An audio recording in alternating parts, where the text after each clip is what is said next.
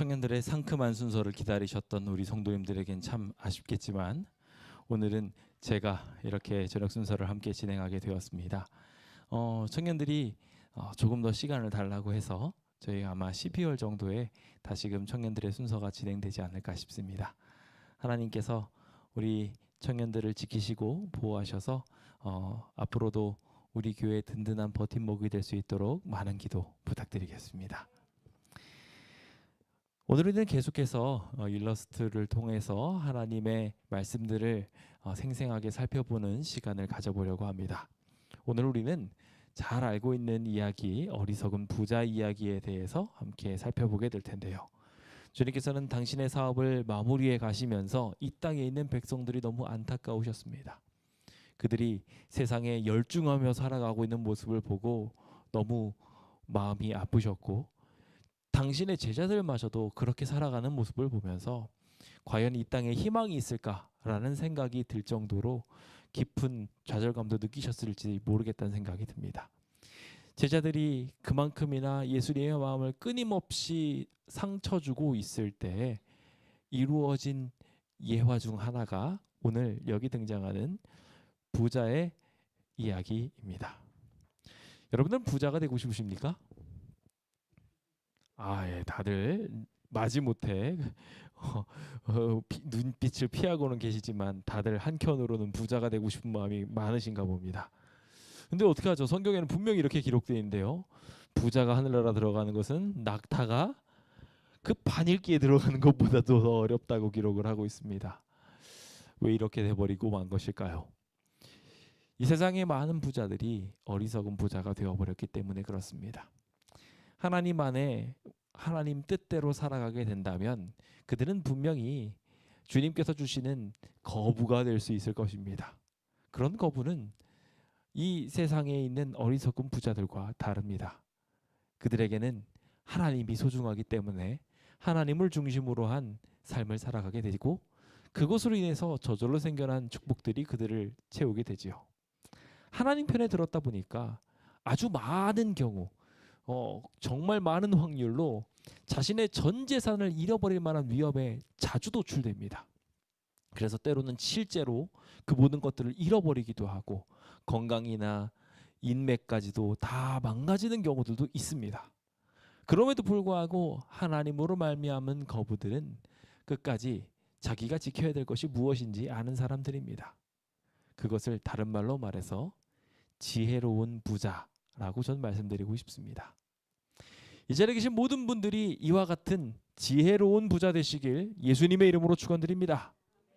하나님으로 말미암아 살고 하나님을 소유함으로 모든 것을 소유하는 백성들, 이 땅에 있는 재물에 있어서는 때로는 뭔가 부족하고 연약해 보일 때가 있을지 모르나 하나님을 소유했으므로 하나님과 함께함으로 그 이름이 그 삶 속에 주장하고 있으므로 그리스도인이라는 이름으로 말미암아 다시 부유해지는 사람들, 그 기적이 이 자리에 있는 모든 분들의 삶의 요약이 되기를 기대합니다.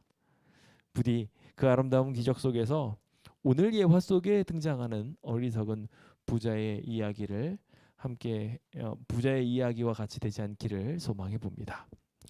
저는 오늘 이 어리석은 부자의 이야기를 보면서 한 가지를 얻고 모든 것을 잃어버린 한 어리석은 부자의 에피소드를 다뤄보려고 합니다. 부자는 아주 중요한 한 가지 보화를 잃어버렸습니다.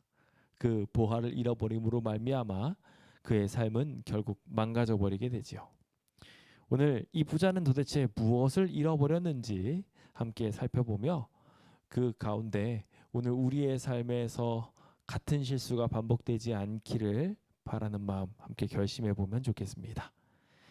잠언 4장 23절입니다. 함께 읽어볼까요? 시작. 모든 지킬 만한 것 중에 더욱 내 마음을 지키라. 생명의 근원이 이에서 남이라. 아멘. 오늘 우리의 마음속에 주님의 생명의 근원이 분명하게 싹트게 되기를 간절히 소망합니다. 오늘 우리는 이 마음을 잘 지켜야 합니다. 주님을 향하는 마음, 그것을 우리가 유지함으로 비로소 우리는 주님의 큰 축복을 누릴 수 있습니다. 재물이 아무리 많아져도, 우리의 건강이 아무리 좋아져도 우리 안에 생명의 근원이 없으면 아무 소용이 없습니다. 그 건강한 몸을 가지고 엉뚱한 일을 하고 그 많이 쌓은 재물을 가지고 엉뚱한 일을 할 것이 뻔하기 때문에 그렇습니다. 그 결과는 그냥 세상에 잠시 있다 사라지는 쾌락이요. 그리고 그 결과는 이 땅에 잠시 있다 없어져 버리고 마는 그냥 이 땅의 부귀나 명예에 해당될 뿐입니다. 그렇기 때문에 우리는 우리 안에 생명의 근원을 지켜야 됩니다. 우리 마음속에 있는 예수 그리스도를 간절히 붙드는 것, 그분이 바라시는 삶대로 사는 것, 그것을 다잡는 날이 바로 오늘 제7일 안식일입니다. 이 안식일에 주님을 향하신 여러분들을 축복합니다. 세상에 있는 많은 사람들이 이날 창조의 기념일임에도 불구하고 하나님께 감사하러 오지 않고 있습니다. 참 안타까운 현실이죠. 주님이 이 땅을 창조하셨는데, 그리고 우리를 구속하신 기념일로 이날에 주님께 나아와 경배하라고 이야기하고 있는데, 마치 사마리아인 한 사람을 제외하고 나머지 사람들은 다들 그냥 자기 살궁리에 빠져가지고 감사하러 돌아오지 않았던, 그래서 주님의 궁극적인 축복을 받지 못했던 사람들과 동일하게 자기 삶에 바빠가지고 막 달려가버리는 모습들과 얼마나 이 세상이 비슷한가 생각해 보게 됩니다. 적어도 저는 이 근처에 있는 분들, 상당히 많은 분들이 이미 안식일을 알게 되었다고 생각합니다. 저희가 광명시에 있는 동안에 안식일에 대해서도 크게 여러 번 외쳤습니다. 그런데 그 이야기를 한번 듣고 흘려버린 분들이 대부분이요, 듣고 난 뒤에도 내 삶과 맞지 않는다고 포기해버린 사람들이 대다수였습니다. 이와 같은 삶이 유지된다면 그들은 결국 마음을 지키지 못했으므로 어리석은 부자가 되어버리고 말 것입니다. 오늘 우리의 삶은 어떤지 되짚어 봅시다. 우리도 마찬가지의 상황에 놓여 있지는 않으신지요? 세상이 바쁘고 힘들다는 이유만으로 자연스럽게 하나님 중심적 삶을 살아가야 하는데, 그러지 못하는 우리들을 보고 또 우리의 가족들을 보며 우리의 소그룹원들을 보게 됩니다. 우리는 그 모습을 보면서 우리는 똑같은 생각을 다시 한번 반복합니다. 나는 그래도 안식일을 잘 지키고 있으니까, 나는 이 시간에 예배 드리고 있으니까 만세! 난 살았어. 나를 위해서 영적인 곳간을 짓고 행복하게 살아야지. 혹 이러고 있지는 않으신지요? 시편 68편 10절에는요, 우리를 회중 가운데서 살게 한 이유에 대하여 말씀하고 있습니다. 내일 설교 주제와도 일맥상통하는 이야기 중에 하나인데요, 오늘은 그 이야기 중 일부를 다루며 우리가 이 회중 가운데 살아가는 이유에 대하여 지난 안식일 살폈던 것처럼 우리는 곁에 있는 가난한 자들, 연약한 자들, 그들을 돌보기 위해서, 그래서 주님의 은택을 그들에게 전하기 위해서 이 자리에 있다라는 것, 그것을 분명하게 알게 되기를 소망해 봅니다. 주님은 오늘 우리에게 나 혼자 좋은 것 먹고 누리고 즐기라고 이 자리에 있게 하지 않으셨습니다. 그 분명한 사실을 우리는 기억해야 합니다. 부디 하나님께서 바라시는 목적을 놓치지 않게 되시길 예수님의 이름으로 축원드립니다. 저는 오늘 이 말씀을 나누며 하나님께서 저희한테 어떤 이야기를 하시고자 하시는지, 부자가 잃어버린 보화 이야기를 중심으로 함께 나누어 보려고 합니다. 결국 예수 그리스도를 잃어버렸고 예수 그리스도를 마음에 두지 않았기 때문에 이 모든 일들이 일어나게 되었지만, 결과적으로 그 일들이 어떤 또 하나의 보화들을 망가뜨리고 말았는지 함께 살펴보려고 하는데요, 그 이야기들을 통해서 은혜 누리게 되시길 간절히 바랍니다. 그럼 도대체 이 보화, 무엇을 잃어버리게 된 것이었을까요? 저는 그 첫 번째 이야기를 함께 보기 위해 먼저 한 성경절을 다 함께 읽어보게 되기를 원합니다. 그럼 함께 읽어보도록 할까요? 스바냐서 3장 12절에 있는 말씀입니다. 함께 읽어보겠습니다. 시작. 내가 곤고하고 가난한 백성을 내 가운데 남겨두리니 그들이 여호와의 이름을 의탁하여 보호를 받을지라. 우리가 지난 안식을 살펴보았던 성경절입니다. 그리고 여기에는 굉장히 중요한 한 가지 열쇠, 행복의 열쇠가 드러남을 봅니다. 여기 곤고하고 가난한 백성들을 우리 가운데에 남겨두겠다고 주님께서 말씀하셨습니다. 바깥도 아닙니다. 우리 가운데에 두시겠다고 하셨습니다. 가운데라는 말을 보통 어디에 쓰시나요? 네, 뭐 저는 저희 집 사람을 안 사람이라고 부릅니다. 네, 우리 여러분들과 가장 가까운 곳에 있는 사람들 이런 식으로 표현하며 가장 가까운 곳, 가장 가까운 가족들을 이런 식으로 표현합니다. 여러분들 친구가 될 수도 있고요. 여러분들 직장 동료가 될 수도 있습니다. 그런 이들을 가리키는 말들로 여기 가운데라는 단어가 사용되었다고 저는 생각합니다.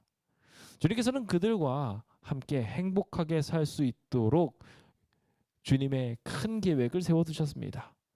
그 계획은 어떻게 실천될까요? 현대에 있는 많은 사람들은 이 만남을 그저 시간을 공유하거나 추억을 공유하고 무언가를 선물하는 것으로 끝나는 경우들이 있는데, 주님을 믿는 백성들은 주님께서 주시는 거룩한 보호를 그들에게 전달하는 것을 통해서 진정한 행복을 함께 나눌 수 있게 됩니다. 오늘 우리는 그와 같은 진정한 행복을 놓쳐버릴 수도 있는 위치에 있습니다. 그것을 분명하게 기억해야 합니다. 부자가 잃어버린 첫 번째 보화는 뭐였냐면 하나님과 함께 즐거워할 수 있는 최고의 교제, 그거를 전에 한번 살짝 공부했었는데요. 코이노니아라고 합니다.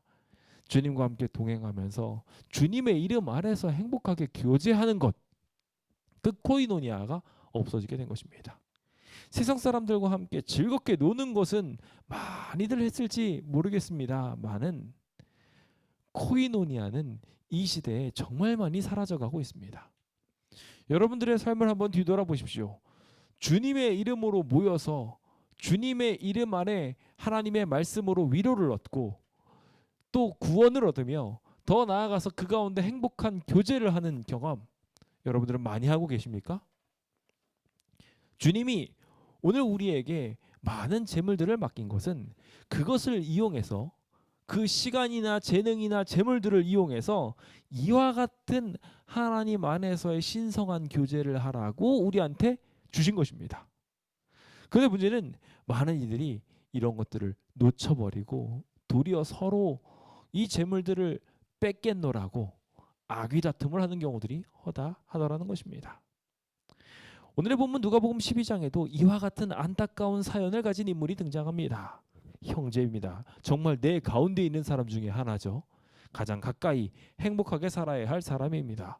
그런데 그 한 형제가 와서 자기의 형제를 고발합니다. 예수님한테 이야기를 하면서, 예수님, 내 형을 명해서 유산을 나와 나누게 해주십시오 라고 말합니다. 실제로 많은 세상의 가정들이 이 문제를 가지고 다툽니다.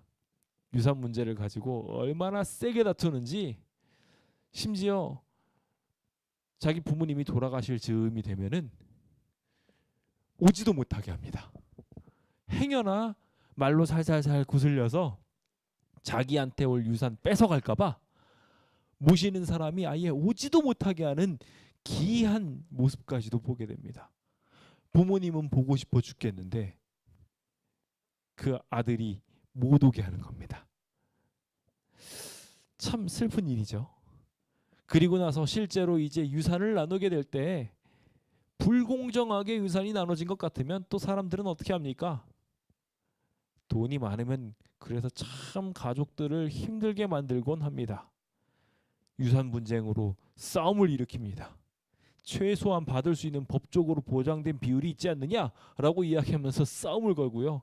형제간에 서로 소송을 하고 그것으로 인해서 정말 남보다도 못한 적이 되어버리고 맙니다. 여기에도 그와 같은 사람이 등장합니다. 이 모습이 왜 이렇게 안타깝게 보이는지요. 그리스도인이라 지칭하는 현대인들조차도 종종 이와 같은 실수를 범하며 살아갑니다. 형제들을 질투하고 조금이라도 더 받지 못한 나 자신이 안타깝고 또 불쌍해서 다른 사람들의 것 조금이라도 더 뺏으려고 애쓰는 경우들이 심지어 교회 내에서도 생겨나게 되더라는 것이죠. 지금 이 상황은 언제였냐면 영감의 말씀을 보면 예수님께서 가르치고 계셨을 때다라고 기록하고 있습니다. 주님께서 한참 천상의 말씀을 전달하고 있는 중이었어요. 그런데 그 말씀을 듣고 있던 사람 중 한 사람이 갑자기 예수님의 말씀을 뚝 끊고 질문을 이걸 한 겁니다. 참 속상한 일이죠. 왜 이렇게 된 걸까요? 여기 그 이유에 대하여 기록한 이야기들을 자세히 보다 보면은 그 사람은 제자들과 함께 있는 이 모든 이야기를 듣는 와중에 자연스럽게 세속적 이익을 위해 저 영감의 말씀이 활용되어진다면, 하나님의 말씀이 활용되어져서 하나님의 명령이 활용되어져서 그걸 가지고 내 형제의 마음을 돌이킬 수 있으면 좋겠다는 생각을 했다는 거예요. 가만히 듣고 있자니 너무 감동스럽거든요. 그러니까 이 감동스러운 말씀을 갖고 자신한테 적용해야 되는데 누구한테 적용해요? 우리가 교회에서 많이 하는 실수예요. 내가 아니라 내가 그랬으면 좋겠다고 이야기하면서 다른 사람들한테 그렇게 적용을 시켜버립니다. 그러다 보니 이 사람의 마음에도 동일하게 내가 다른 사람의 무언가를 뺏었다는 생각을 하지는 않고 내가 누군가한테 뺏겼다고 생각을 하는 것입니다. 그래서 주님께서 내가 가진 것을 다른 사람한테 나눠주라 라고 말씀하셨을 때 그 명령을 듣고 맞아, 근데 왜 형은 나한테 안 나눠주는 거지? 라고 생각했다는 것입니다.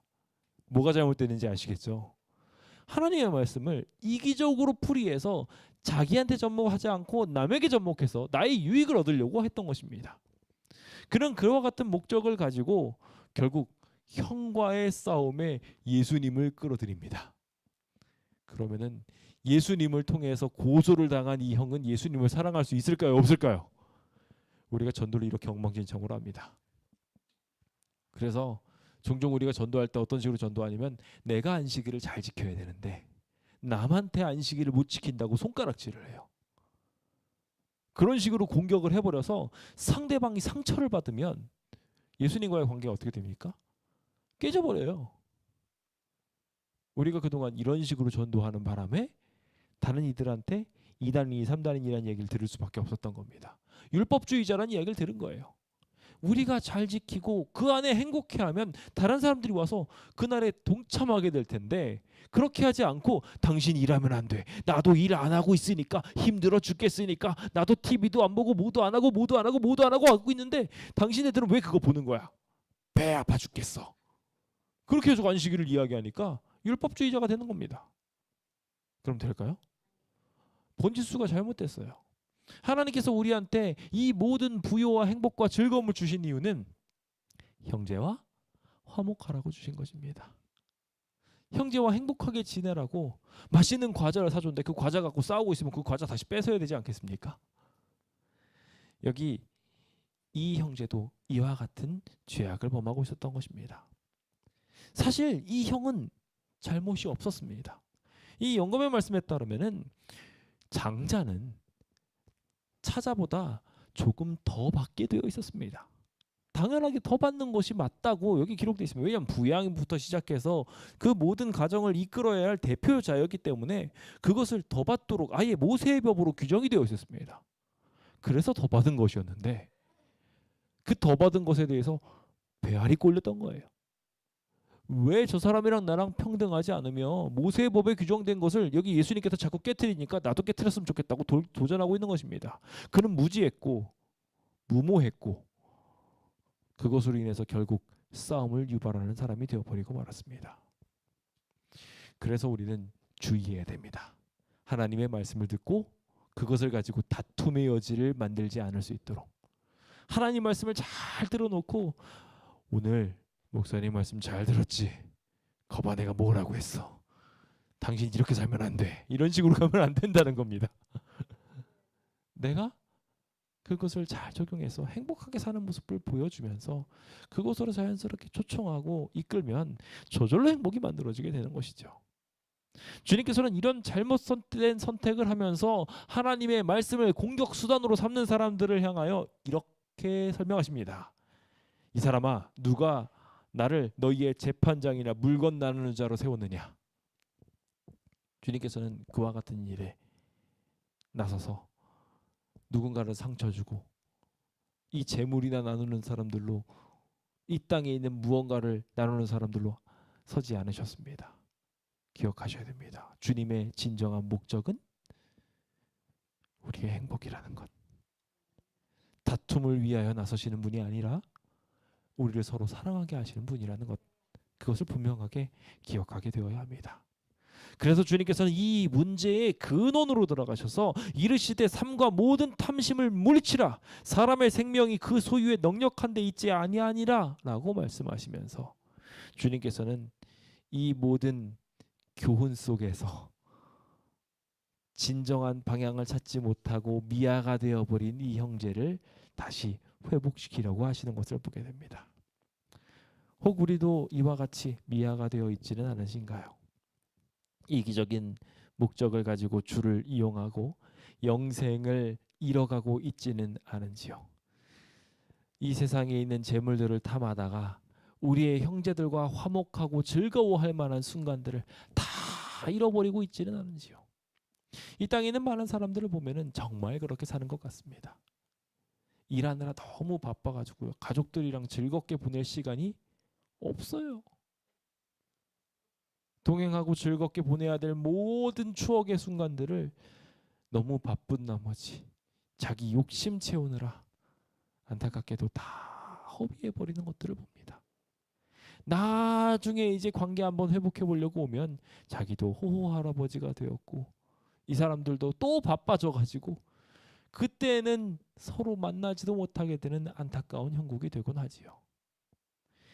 이제라도 늦지 않았습니다.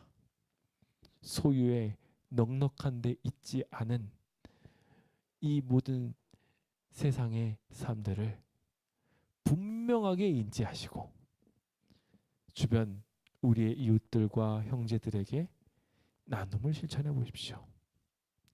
제가 그 어떤 분이 이야기하는 행복의 비결을 들었는데, 용돈 한 장이라도 쥐어주면서 이야기를 하면 대화가 편안하게 흘러간다는 거예요. 그래서 나중에 나이가 들고 나면 열심히 주변 사람들한테 자기 주머니에 있는 거 털어서라도 나눠주면서 이야기를 걸어야 자기 대화를 들어준대요. 농담조로 한 이야기이긴 하지만 그 안에는 나눔을 실천할 때 만들어지는 사랑의 관계들을 보여주는 아주 중요한 법칙이 들어있다는 생각이 듭니다. 작은 사랑이라도 실천하게 될 때 우리의 대화가 상대에게 먹혀들게 됩니다. 그들은 서로 친구를 나누고 자신의 함께했던 순간들을 더 깊숙하게 만들어갈 수 있는 존재가 되어가죠. 부디 그 아름다운 기적이 오늘 우리의 삶 속에서 일어나게 되어서 주님이 주신 재물을 통해서 나 하나 먹고 잘 살게 되는 것으로 끝나지 않으시고 다른 사람들에게 넉넉하게 베푸시고 행복을 실천하시는 거룩한 주의 백성 되시길 예수님의 이름으로 축원드립니다. 부자가 잃어버린 첫 번째 보화는 이웃과의 행복한 시간이었습니다. 그렇다면 두 번째 잃어버린 것은 무엇이었을까요?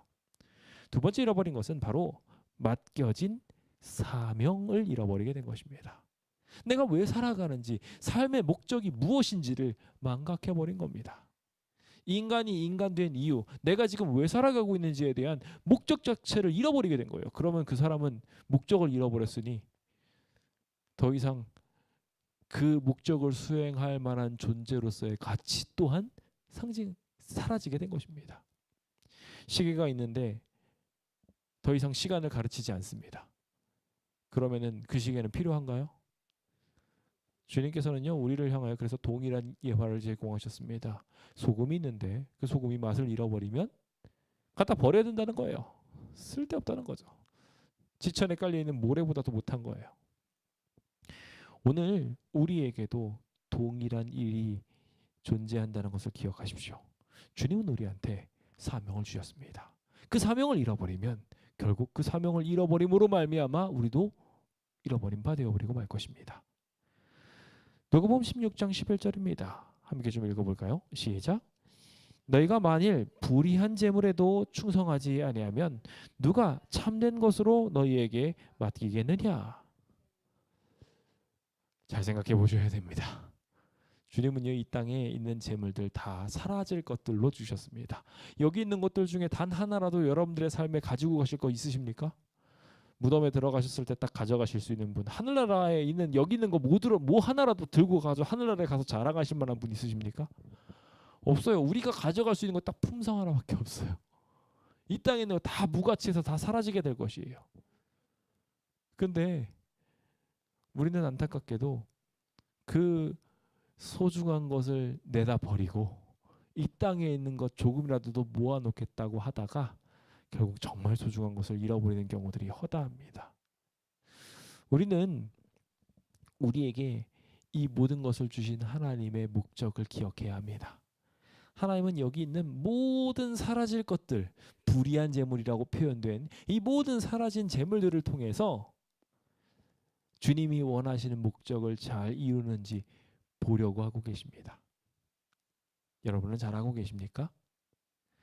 저희 아이들한테 보드게임을 몇 개 사준 게 있습니다.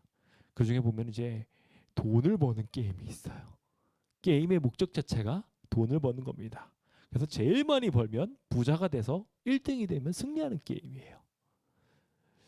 제가 그 원형은 그렇게 돈을 버는 게임이다 보니까 그게 별로 좋지 않아서 제가 그걸 어떻게 바꿔줬냐면 예수님의 이야기로 바꿔줬어요.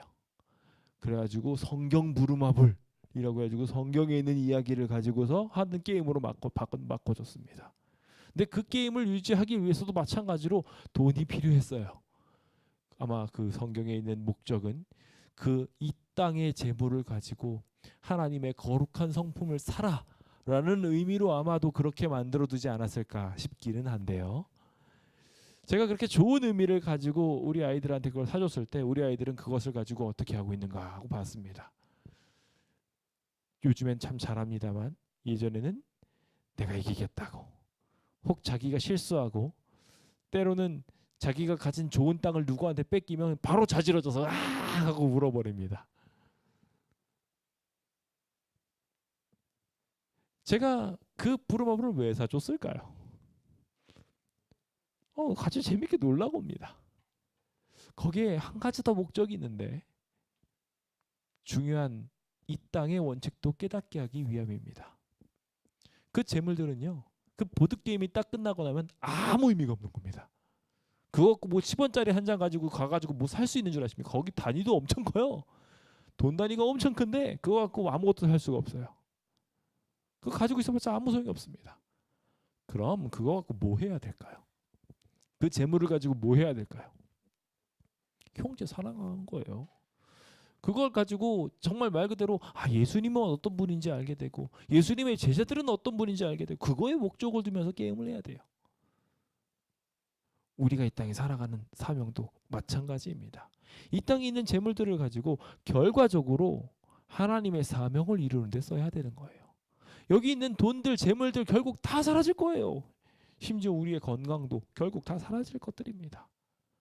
그런데 우리가 그거 하나 붙들겠다고 그렇게 아둥바둥하고 있으니 정말 안타까운 일이 아닐 수가 없는 것 같습니다. 여기 그와 같은 어리석은 이의 대표 주자인 한 부자가 등장합니다. 말은 어리석다고 이야기했는데 이 사람 보면 돈 잘 벌어요. 그래가지고 밭에 소출이 풍성합니다. 복도 많이 받은 것 같아요. 다들 부러워하는 것입니다. 아마 우리가 이와 같은 사람들의 삶을 동경하고 부러워하고 나도 그랬으면 좋겠다. 종종 이렇게 생각할지 모르겠습니다. 이 풍성한 것 자체는 나쁜 거 아닙니다. 하나님께서 우리를 사랑하시면 풍성하게 해주십니다. 그런데 이 풍성한 걸 가지고 어떻게 하느냐가 중요한 거죠. 이 풍성한 거를 다른 사람들한테 잘 나누게 된다면 주님의 사명을 이룬 것입니다. 앞서 우리가 누가복음 16장에 등장하는 불의한 청지기가 왜 왔을 때 지혜롭게 한 것을 보고 칭찬을 받았을까요? 자기 재물을 꽁쳐가지고 그러니까 자기가 가지고 있는 그 권한을 가지고 다른 사람의 빛을 막 탕감해 줌으로 유익을 얻게 된 것이 지혜롭게 행했다고 평가했을까요? 그거는 범죄입니다. 그렇죠? 그건 지혜로운 게 아니에요. 근데 뭐가 지혜로운 거였을까요? 지혜로운 거는요, 형제를 유익하게 한 거예요. 그 돈이 가지고 있는 본래 목적을 그대로 쓴 겁니다. 그래서 이 청지기로 나눠준 것은 거기 있는 사람들을 행복하게 하고 그들을 지혜롭게 즐겁게 살게 만들기 위해서 지혜롭게 그 일을 하라고 주신 건데, 그걸 가지고 자기 유익을 계속 취하고 있었던 거예요.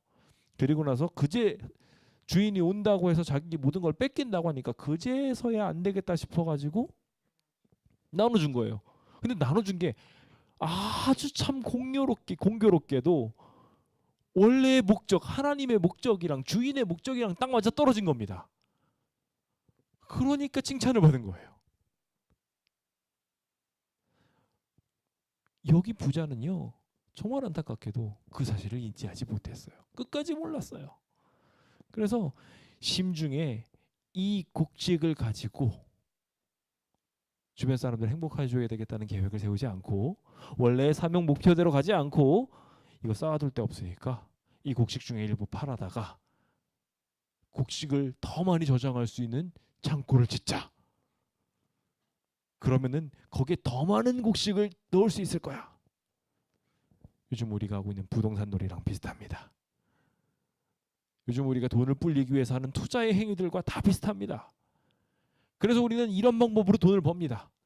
무언가에 투자를 하고 더 많은 큰 것들을 받으면서 우리는 계속 소출의 풍성함을 누리려고 합니다.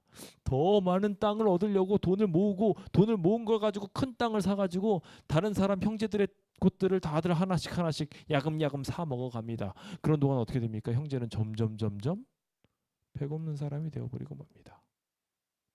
그게 불의한 청지기가 한 일이에요. 그 불의한 청지기는 그렇게 가지고 주변 사람들한테 빚을 지웠고, 그거를 가지고 고리대금을 하면서 배부르고 등 따시게 살려고 했었어요. 하나님은 그 목적으로 우리한테 재물을 주신 것이 아니었습니다. 주변 사람들한테 나눠주는 것, 세속적인 사건들을 해결하는 것이 아니라 영적인 사건을 해결하라고 주님께서는 이 재물을 우리한테 주셨던 것입니다. 본래의 목적대로 우리가 함께 살게 되길 예수님의 이름으로 축원드립니다. 그는 계속해서 그의 마음에 이르기를 곳간을 헐고 더 크게 지어가지고 물건을 거기다 쌓아두리라고 생각을 했었습니다만, 안타깝게도 그 순간에 그거를 짓고 있는 동안에 가난한 자, 고아, 과부, 고생하는 사람, 환랑당하는 자들은 더 많이 생겨날 수밖에 없었습니다. 결국 땅에서 자라는 식물들은 한계가 있는데 그것들이 창고에 처박혀 있으니 이 썩어버릴 식량들은 원래 목적대로 활용되지 못하고 다른 사람들을 배고프게 만드는 일들로 결과를 만들어버리고 만 것입니다. 이 모든 것들은 결국 하나님께 범죄하는 것이 될 것입니다. 우리의 존재 목적을 성실하게 한 것이 되어버리고 만 것입니다. 그는 결과적으로 그렇게 돼서 이 딴 주머니를 차버리는 결론으로 말미암아 결국 그는 이 딴 주머니를 차면서 자기의 즐거움을, 자기의 행복을 추구하는 잘못된 방향으로 가게 되어버리고 맙니다. 그것을 영감의 말씀에서는 흥미롭게 이렇게 표현하는데요. 이 사람의 목적은 도살할 짐승의 삶의 목적보다 나은 것이 없었다라고 표현하고 있습니다. 뒤룩뒤룩 살쪄가고 있어서 나중에 토실토실 맛있어지면은 그거 도살시켜가지고 맛있게 잡아먹게 되는 그 짐승이나 다를 게 없었다는 거예요. 짐승 같은 삶. 여러 해 쓸 동안 많은 거 쌓아두고 즐거워하고 행복하자고 말하는 사람이 아니라 짐승이 되어버린 인생. 주님은 이 존재 가치를 잃어버린 사람을 결국 심판하실 수밖에 없게 될 것입니다. 부디 이와 같은 슬픈 일이 우리의 삶에 일어나지 않을 수 있도록 우리의 존재 목적을 분명하게 알게 되시길 예수님의 이름으로 축원드립니다. 우리는 주님을 위해 불리워짐을 받은 선한 청지기들입니다. 우리가 받은 이 재물을 가지고 주변 사람들을 행복하게 하고 즐겁게 하는데 주님께서는 분명한 목적을 두라고 말씀하고 계십니다.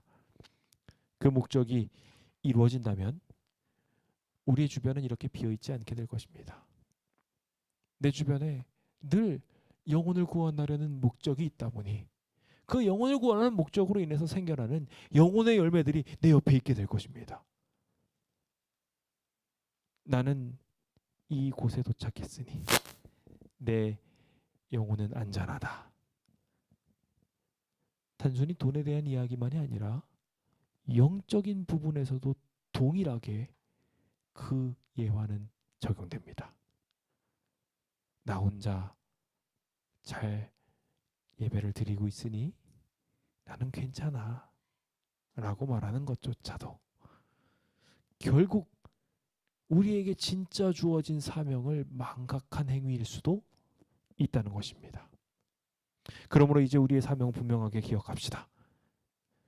우리의 사명은 주님께 우리 곁에 있는 한 사람이라도 더 잘 붙들어서 하늘로 연결시키는 일.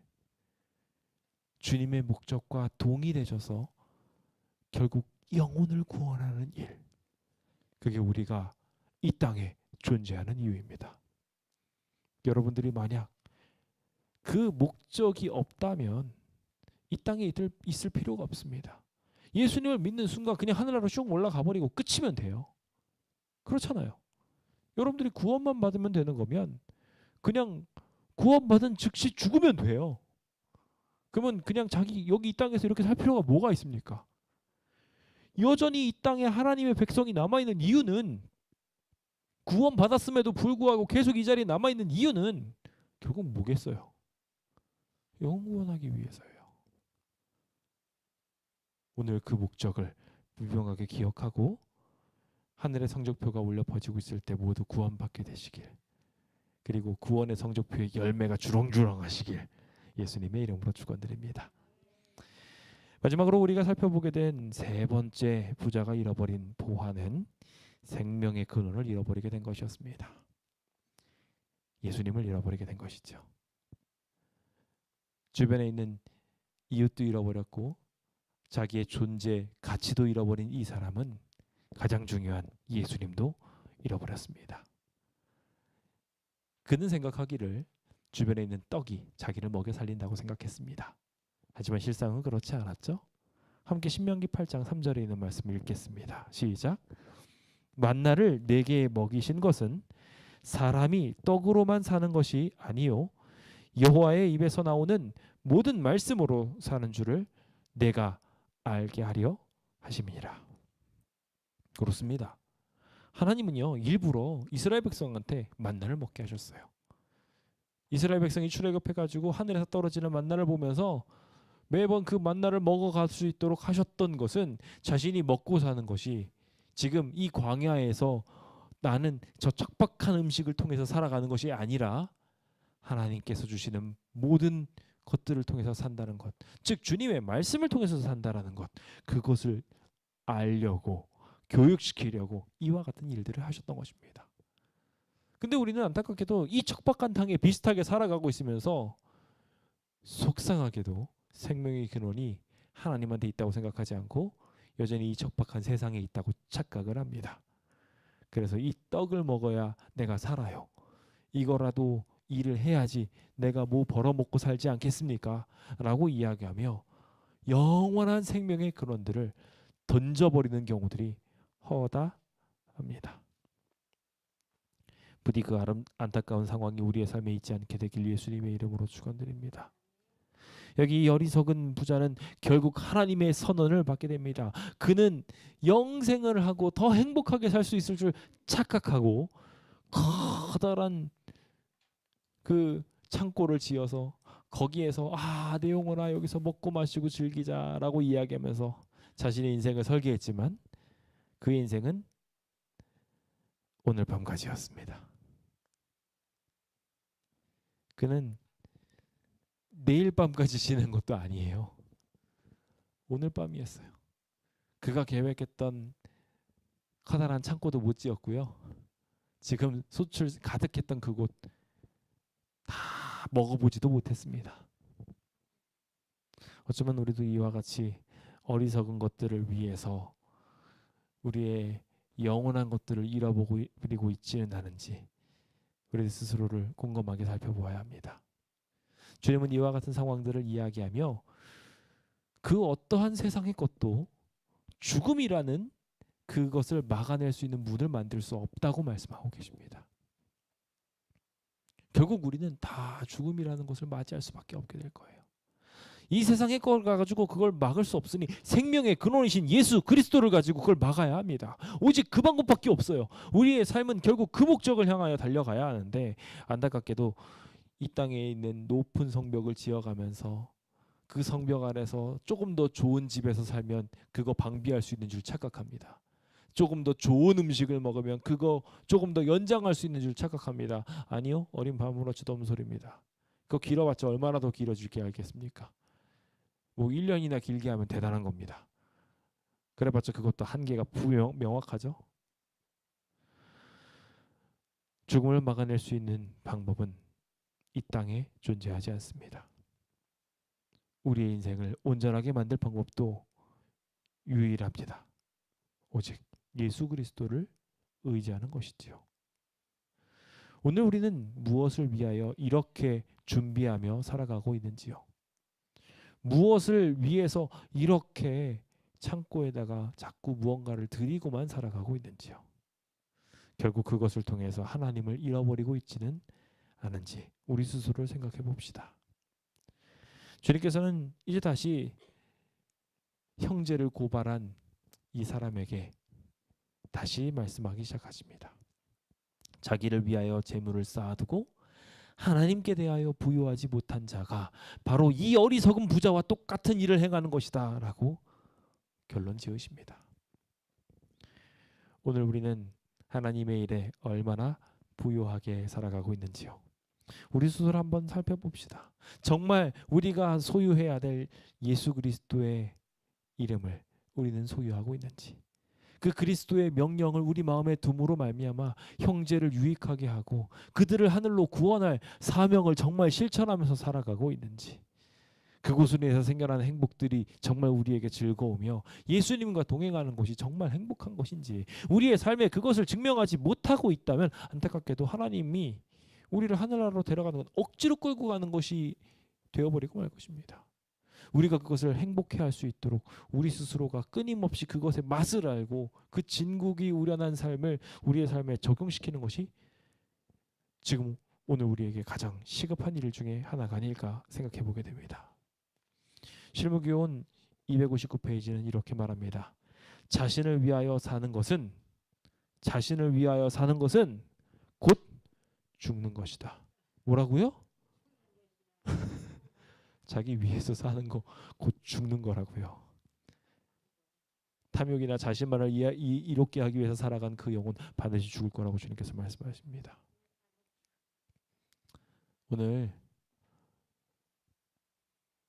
우리의 삶에 진정한 복이 있게 되길 간절히 바랍니다. 하나님을 위해서 구별하고 그것을 나누기 위해 실천했던 거부가 자신이 시한부 인생이었다가 더 나은 행복한 삶으로 인하여 그의 수명이 연장된 이야기 다 너무 잘 아실 것입니다. 우리도 본래의 목적으로 돌아가서 하나님의 방법대로 살게 된다면 그와 같은 행복 누릴 수 있지 않을까요? 부디 그 아름다운 일들을 우리의 목적에 두어서 금, 은, 동, 철, 목, 석으로 만든 신을 찬양하기보다 하나님께서 주신 선하신 목적을 이루어가는 거룩한 주의 백성 되시길 간절히 바라면서 오늘 모든 말씀을 마치도록 하겠습니다. 감사합니다.